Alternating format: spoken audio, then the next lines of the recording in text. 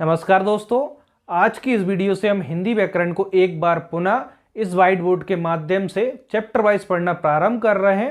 यदि आपने पिछली वीडियोस जो कि नोटबुक पर मैंने चैप्टर वाइज हिंदी व्याकरण को कंप्लीट पढ़ाया हुआ है, यदि आपने वो वीडियोस नहीं देखी हैं और आपकी परीक्षा भी निकट है तो आप नीचे डिस्क्रिप्शन बॉक्स में प्लेलिस्ट की लिंक चेक कर वहाँ से भी आप हिंदी व्याकरण को आप पढ़ सकते हैं, अपनी तैयारी कर सकते हैं। मैं यहाँ पे फिर से और सरल भाषा में और बेटर तरीके से एक्सप्लेन करने की कोशिश करूंगा, तो आप प्रतिदिन वीडियो को पूरा देखकर लाइक शेयर कमेंट जरूर करें, जिससे कि मैं आपके लिए आगे जो भी वीडियो लाऊं वो और अच्छी से अच्छी लाने की कोशिश करता रहूं।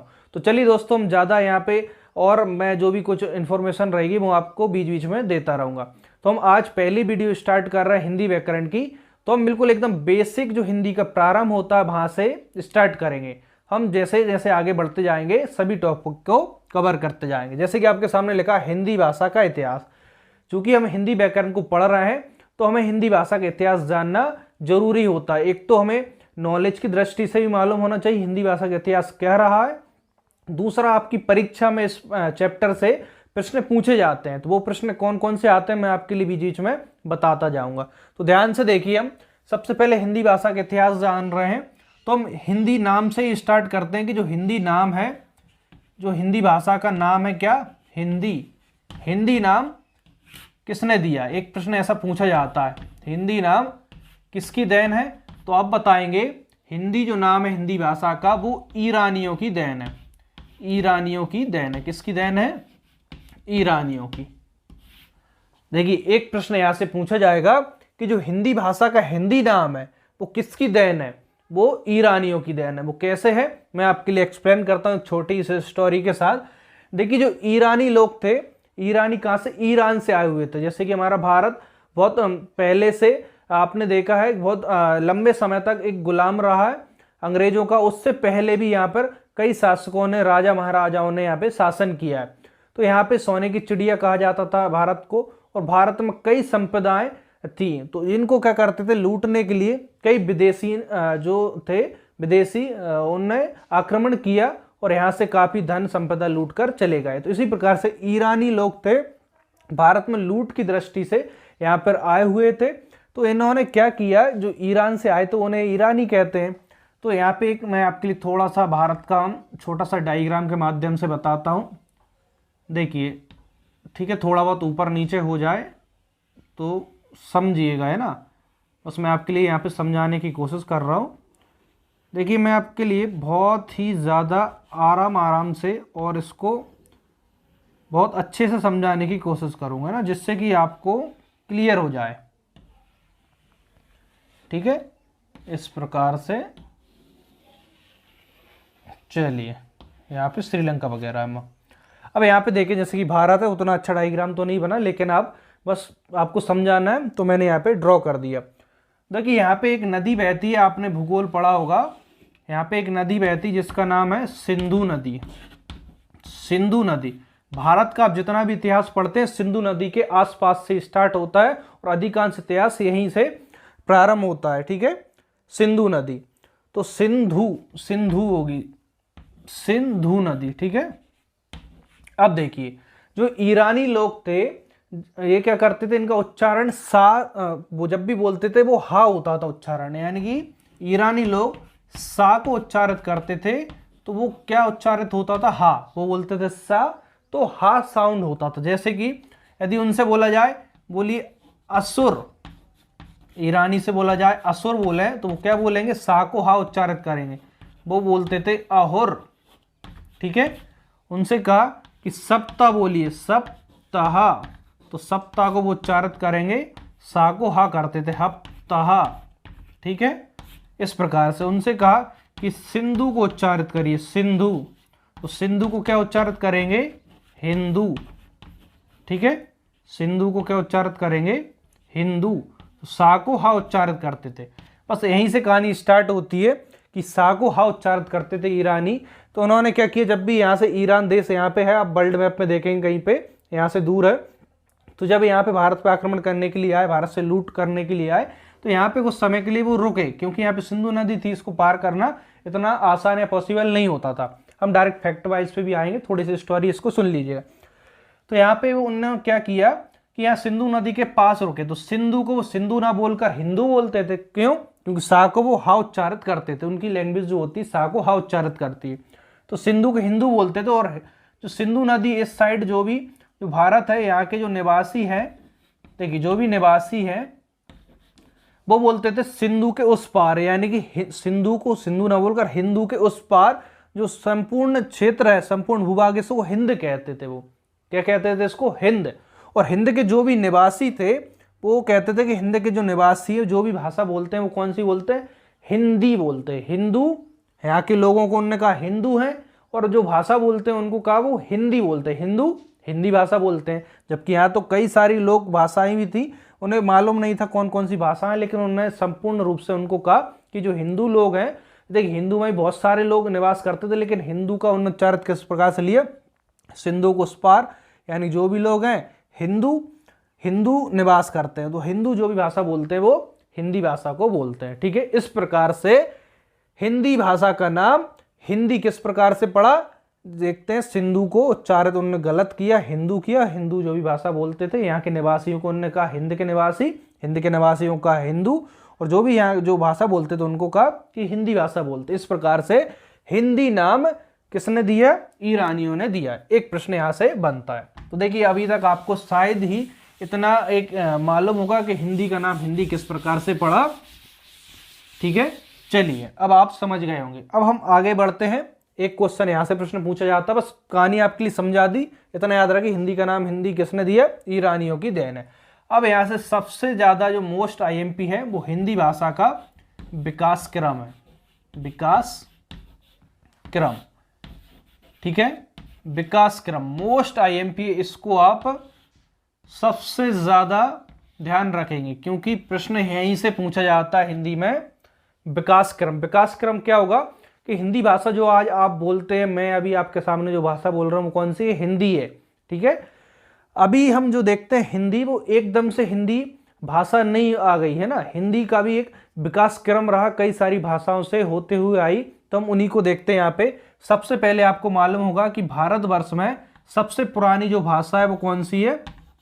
संस्कृत है। देखिए संस्कृत से पहले कोई सी भाषा रही होगी, लेकिन जो हमें लिखित प्रमाण मिलते हैं वो हमें संस्कृत भाषा से मिलते हैं। इसलिए हम सबसे पहले मानते हैं भारत भाषा की जो भी भाषा सबसे प्राचीनतम भाषा है वो संस्कृत रही होगी। ठीक है, तो संस्कृत के भी हमें दो रूप मिलते हैं, एक मिलता है वैदिक संस्कृत, वैदिक, और दूसरा रूप मिलता है लौकिक, लौकिक संस्कृत। देखिए वैदिक संस्कृत क्या होगी? वैदिक संस्कृत यानी जिसमें वेदों की रचना की गई, यानी जिसको हम स्टैंडर्ड भाषा बोल सकते हैं। संस्कृत की एक स्टैंडर्ड भाषा जिसमें वेदों की रचना की गई, वैदिक संस्कृत। लौकिक संस्कृत जो बोलचाल की सामान्य भाषा होती है उसे हम लौकिक संस्कृत कहेंगे। तो सबसे पहले हम देखते हैं कि भारतवर्ष में संस्कृत भाषा बोली जाती थी, है ना। तो संस्कृत, देखिए ऐसा नहीं संस्कृत बोली और आज संस्कृत बोली 1 साल 2 साल बोली और 3-4 साल बाद दूसरी भाषा का क्रम आ गया, नहीं। संस्कृत भी अपने आप में इसको लगभग 1000 साल के लगभग बोली गई। संस्कृत कितनी, लगभग एक मोटा रूप देखें हजारों साल तक संस्कृत भाषा का काल चला। तो संस्कृत भाषा के काल के बाद संस्कृत भाषा में भी 2 भाषाएं मिलती, वैदिक और लौकिक। तो इसका भी क्रम चेंज हुआ, यानी कि संस्कृत को भी बोलते बोलते इसका रूप बिगड़ता हुआ गया, है ना। जैसे कि आप देखते हैं हिंदी में हम 10 लोग होंगे, 10 लोग कुछ शब्दों को अलग अलग तरीके से उच्चारित करते हैं। तो वही हुआ जब संस्कृत को बोलते थे, तो हजारों सालों बाद इसमें क्या हुआ, जैसे जैसे नई जनरेशन आती गई इसके उच्चारण में भी अंतर आता गया। तो जब उच्चारण में अधिक अंतर आ गया तो उसने एक नई भाषा का जन्म ले लिया। तो संस्कृत से कौन सी भाषा आई? संस्कृत से दूसरी भाषा आई पाली। ठीक है, ठीक है, संस्कृत चली हजारों साल तक, इसके बाद इसने इसके बिगड़ता हुआ रूप यानी इसको उच्चारण से क्या हो गया, पाली भाषा, एक नई भाषा ने जन्म ले लिया। कौन सी? पाली भाषा। तो ये भी लगभग 500 600 700 साल के लगभग चली, है ना। तो 1-2 साल नहीं, काफी लंबे समय तक चली। आप सोच के देखिए 500 600 साल कितने होते हैं, आपकी पूरी एक जनरेशन भी गुजर जाएगी, लगभग 60-70 साल ही होंगे ना, लगभग आपकी 10-15 जनरेशन गुजर जाएंगी। इसके बाद आप ऐसा ले सकते हैं कि एक भाषा ने अलग जन्म लिया। तो संस्कृत से पाली ने जन्म लिया, इसी प्रकार से पाली से दूसरी भाषा आई प्राकृत। ठीक है, तो सभी ने लगभग 400-500 सालों का समय लिया। पाली से प्राकृत आई, संस्कृत, पाली, प्राकृत, प्राकृत के बाद आई अपभ्रंश, अपभ्रंश है ना, सभी का काल इसी प्रकार से। अपभ्रंश के बाद आई कौन सी, अपभ्रंश के बाद आई अभट्ट, अबहट्ट, अबहट्ट, और अबहट्ट के बाद आई फाइनली हिंदी। देखिए संस्कृत, पाली, प्राकृत, अपभ्रंश, अबहट्ट और अब जाकर हिंदी आई। तो आप समझ सकते हैं कितने सालों के लंबे एक दूरी तय करने के बाद हिंदी भाषा ने जन्म लिया। ठीक है, संस्कृत का काल चला, फिर पाली का काल चला, फिर प्राकृत, अपभ्रंश, फिर अबहट्ट, फिर हिंदी जाकर इसका जन्म हुआ। ठीक है, अभी आप जो भाषा बोलते हैं वो अभी जो काल देख रहे हैं वो हिंदी का काल चल रहा है। तो आप इसको याद रखें बहुत अच्छे से, इसका क्रम पूछा जाता है, संस्कृत, पाली, प्राकृत, अपभ्रंश, अबहट्ट, हिंदी। अब इसमें और देखिए, ठीक है, क्रम को याद रखना मोस्ट आईएमपी है, यहां से एक प्रश्न पूछा जाता है, इसका क्रम ऐसा कैसा परीक्षा में पूछा जाता है। जब संस्कृत से पाली ने जन्म लिए, पाली से प्राकृत, तो प्राकृत से जब अपभ्रंश, जब प्राकृत भाषा अपभ्रंश में परिवर्तित हो रही थी, तो यहाँ प्राकृत और अपभ्रंश इन दोनों के बीच में, जब प्राकृत और अपभ्रंश इनका समय चल रहा था, यानी कि प्राकृत ऑलमोस्ट अपभ्रंश में चेंज हो रही थी, इसी समय कुछ क्षेत्रीय भाषाओं ने जन्म लिए। कब, प्राकृत और अपभ्रंश के बीच में कुछ क्षेत्रीय भाषा, जैसे कि अभी भी आप देखते हैं आपके आसपास में कुछ क्षेत्रीय भाषा अलग अलग बोली जाती है। जैसे कि मध्य प्रदेश में बात करें, बघेलखंड में बघेली बोली जाती है ना, और भी कई सब, बुंदेलखंड में बुंदेली बोली जाती है। आप अपने आसपास भी देख सकते हैं, वहाँ पर अलग अलग भाषाएं, कुछ क्षेत्रीय भाषाएं होती हैं वो भी बोली जाती हैं। अभी हिंदी का काल चल रहा है, लेकिन अभी बहुत सारी क्षेत्रीय बोली जाती है। इसी प्रकार से जब प्राकृत अपभ्रंश का काल चल रहा था, इस बीच में कुछ क्षेत्रीय भाषाओं ने भी जन्म ले लिया। क्षेत्रीय भाषाओं ने जन्म ले लिया, वो कौन कौन सी क्षेत्रीय भाषाएं होंगी, इनको भी याद रखिए। देखिए फिर जो क्षेत्रीय भाषा अभी इनने जन्म लिया था, आगे चलकर इन्हीं ने, अभी जो वर्तमान हम हिंदी बोलते हैं, इनमें से कई सारी भाषाओं ने, गुजराती हो गई, राजस्थानी, बिहारी है ना, इन भाषाओं ने भी जन्म लिए, इन क्षेत्रीय भाषाओं से, वो मैं आप पे आगे आपके लिए बताऊंगा। तो जब प्राकृत और अपभ्रंश के बीच में किन किन क्षेत्रीय भाषाओं ने जन्म लिया, सौरसेनी है ना, एक क्षेत्रीय भाषा ने जन्म ले लिया, सौरसेनी भाषा, पैसाची और ब्राचड़ा है। ठीक है, महाराष्ट्री,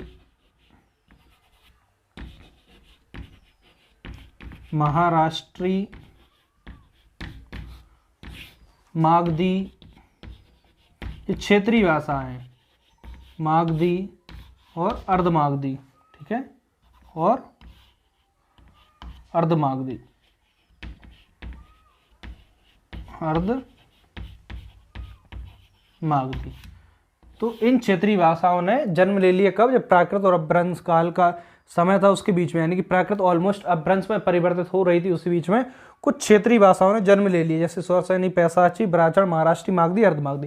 देखिए क्षेत्रीय भाषाओं ने जन्म लिया, यही आगे चलकर जो वर्तमान में हम हिंदी के जो कई सारे लैंग्वेज देखते हैं, जैसे गुजराती देखते हैं, पहाड़ी, बांग्ला है ना, इन प्रकार, असमिया, तो उड़िया जिसको बोलते हैं, इस प्रकार की जो भाषा है अभी वर्तमान में, इन्हीं से उनका विकास हुआ है, या हम कहें कि इनसे ही वो उत्पन्न हुई है। तो इसको आप चाहे स्क्रीनशॉट ले लीजिए, इतना आपको समझ में आ गया होगा विकास क्रम। और हिंदी किसकी देन है, ईरानियों की। मैं अभी आपके लिए बताता हूँ कि इन क्षेत्रीय भाषाओं से वर्तमान में कौन कौन सी भाषाओं ने जन्म लिया। ठीक है, चलिए हम आगे देखते हैं। मैं आपके लिए एक टेबल के माध्यम से यहाँ पे बता देता हूँ, और बाकी आपके लिए हिंदी व्याकरण के कंप्लीट चैप्टर वाइज नोट्स चाहिए तो नीचे डिस्क्रिप्शन बॉक्स को आप चेक कर सकते हैं। तो वहाँ से मात्र 49 रुपीज़, बहुत कम मैं आपके लिए मैं यहाँ पे प्रोवाइड करा दूंगा, बहुत कम है, यानी कि मैंने नाम मात्र की यहाँ पे चार्ज रखा है, ताकि देखिए थोड़ा सा आप भी समझ सकते हैं कि एटलीस्ट कोई भी काम है उसको करने में थोड़ा सा एफर्ट तो लगता ही लगता है। तो आप जो नोट्स लेंगे वो उसमें कई सारे आपके लिए चैप्टर, यानी कि ऑलमोस्ट हिंदी व्याकरण के सारे चैप्टर और कंप्लीट मिलेंगे। उसमें आपके लिए लगभग मैं जो बताने वाला हूँ कि उसमें लगभग 55 समथिंग पेज हैं, इसीलिए उसका प्राइस भी मैंने बहुत कम रखा है, 49 रुपीज़ है ना, वो डिस्क्रिप्शन बॉक्स में चेक कर लेना। चलिए हम बात कर रहे थे कि जो क्षेत्रीय भाषा है उनसे वर्तमान में कौन कौन सी भाषाओं ने जन्म लिया, यानी कि वो अपभ्रंश से ही उत्पन्न हुई थी क्षेत्रीय भाषाएं, यानी कि अपभ्रंश भाषा एक साइड लिख लीजिए आप, यानी कि जो अपभ्रंश भाषा थी वो और आधुनिक भाषाएं कौन कौन सी जन्म हुई हैं उनसे, आधुनिक भाषा या भाषाएं। ठीक है, तो इस प्रकार से आप एक टेबल बना लीजिए, अपभ्रंश भाषा और उनसे आधुनिक कौन कौन सी भाषाओं ने जन्म लिया। यहाँ से भी एक प्रश्न जरूर पूछा जाता है, इनको ध्यान रखना। जैसे कि हमने यहाँ पे देखा था, पहला कौन सा था यहाँ पे, चलिए पहला नंबर दे देता हूँ। जैसे कि हमने देखा था सौर सैनी जो अपभ्रंश है, जिसको क्षेत्रीय बोली हमने कहा सौर सैनी। तो सौर सैनी से यदि हम वर्तमान में देखें, सौर सैनी जो भाषा थी वर्तमान में देखें, इससे कौन सी भाषा ने जन्म लिया, इससे पश्चिमी हिंदी ने जन्म लिया। पश्चिमी हिंदी, मैं यहाँ पे इसको थोड़ा छोटा कर देता हूँ। पश्चिमी हिंदी जितनी भी हैं, पश्चिमी हिंदी कौन सी होंगी, आप भारत का डायग्राम देखते हैं तो इस साइड पश्चिम, इस साइड पूरा, ऊपर उत्तर और नीचे दक्षिण। तो पश्चिमी हिंदी ने जन्म लिया। पश्चिमी हिंदी में कौन कौन सी हो जाएंगी, जैसे कि हम बात करें पश्चिम में कौन कौन से राज्य आते हैं, तो राजस्थान आता है। तो यहाँ की भाषा कौन सी है, राजस्थानी। तो राजस्थानी जो भाषा है वो सौर सैनी अपभ्रंश से आई है ना। और देखें हम गुजराती, राजस्थानी, गुजराती, पहाड़ी आप देखते हैं उत्तराखंड, और उत्तराखंड वाला क्षेत्र उसको पहाड़ी क्षेत्र बोला जाता है। तो यहाँ से ध्यान रखिए, एक प्रश्न पूछा जाएगा कि जो अब सौर सैनी अपभ्रंश है, इससे कौन कौन सी भाषाओं ने जन्म लिया, आधुनिक भाषा। तो आप बताएंगे राजस्थानी, गुजराती और पहाड़ी, इन भाषाओं ने कहाँ से जन्म लिया, सौर सैनी अपभ्रंश से जन्म लिया। दूसरा हमने देखा था, दूसरी अपभ्रंश का नाम क्या देखा था हमने, पैशाची।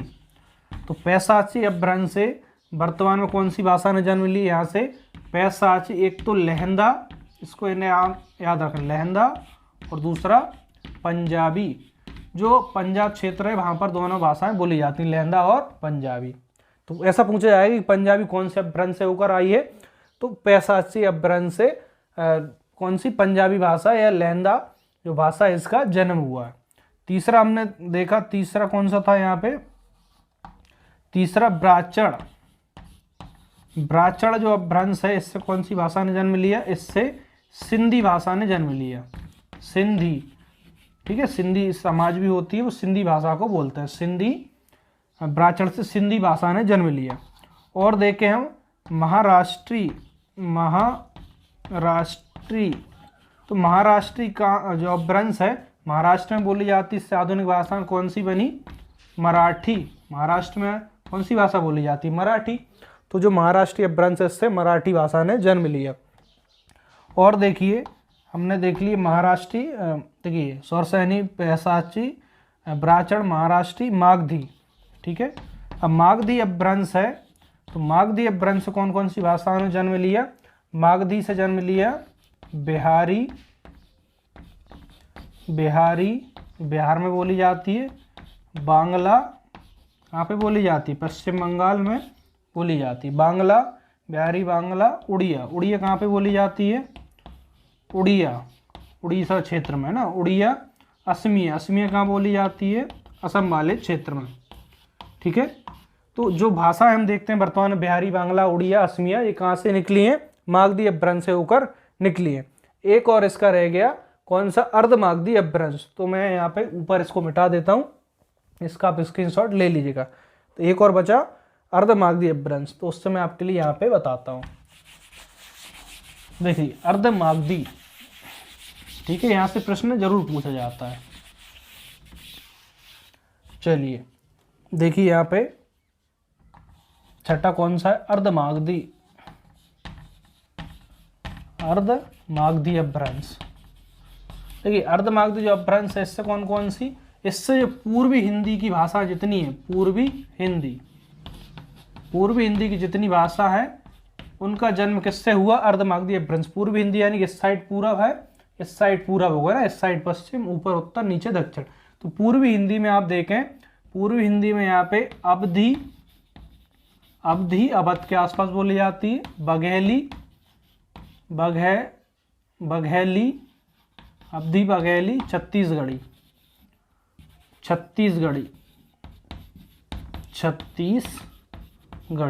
ठीक है, ये पूर्वी भाषाएं होंगी, अवधी, बघेली, छत्तीसगढ़ी। देखिए अर्धमागधी अपभ्रंश से कौन कौन सी भाषा में जन्म लिया, पूर्वी हिंदी ने, अवधी, बघेली, छत्तीसगढ़ी। ठीक है, इनको अब अच्छे से याद रखिए, मैंने आपके लिए यहाँ पे बता दिया कि अपभ्रंश से आधुनिक कौन कौन सी भाषाओं ने जन्म लिए, यहाँ से प्रश्न जरूर पूछा जाता है। देखिए, हम सबसे पहले आज हमने क्या जाना कि इस वीडियो में हमने हिंदी भाषा के इतिहास से स्टार्ट किया कि हिंदी भाषा जो नाम है वो किसकी देन है, वो ईरानियों की देन है। मैंने आपके लिए इसकी स्टोरी बताई किस प्रकार से हुआ। और मोस्ट आईएमपी में हमने देखा कि विकास क्रम, सबसे पहले संस्कृत आई, पाली, प्राकृत, अपभ्रंश, अभट्ट, हिंदी ने फिर आकर जन्म लिया। तो जो प्राकृत और अपभ्रंश चल रही थी उसी बीच में कुछ क्षेत्रीय भाषाओं ने भी जन्म लिया। वो सारी क्षेत्रीय भाषाओं के मैंने बता दिया कि इन अपभ्रंश से भी वर्तमान में जो आधुनिक भाषा है उनने कौन कौन ने जन्म लिया। तो दोस्तों, आज की वीडियो आपको जरूर पसंद आई होगी, इससे बहुत कुछ सीखने को मिला होगा। तो वीडियो यदि आपको पसंद आई हो तो वीडियो को लाइक, शेयर, कमेंट जरूर करें। चैनल को सब्सक्राइब कर लें और आप प्रतिदिन वीडियोस को जरूर पूरा देखें। मैं आपके लिए नेक्स्ट इसी चैप्टर में आगे हम पढ़ लेंगे जो भी इसकी कई क्षेत्रीय बोली हैं, कहाँ कहाँ पर बोली जाती हैं, या फिर जो भी इस चैप्टर में होगा मैं सब कुछ आगे आपके लिए डिटेल में कंप्लीट पढ़ाने वाला हूँ। तो ठीक है दोस्तों, मिलते हैं नेक्स्ट वीडियो में। आज के लिए इतना ही। Thank you.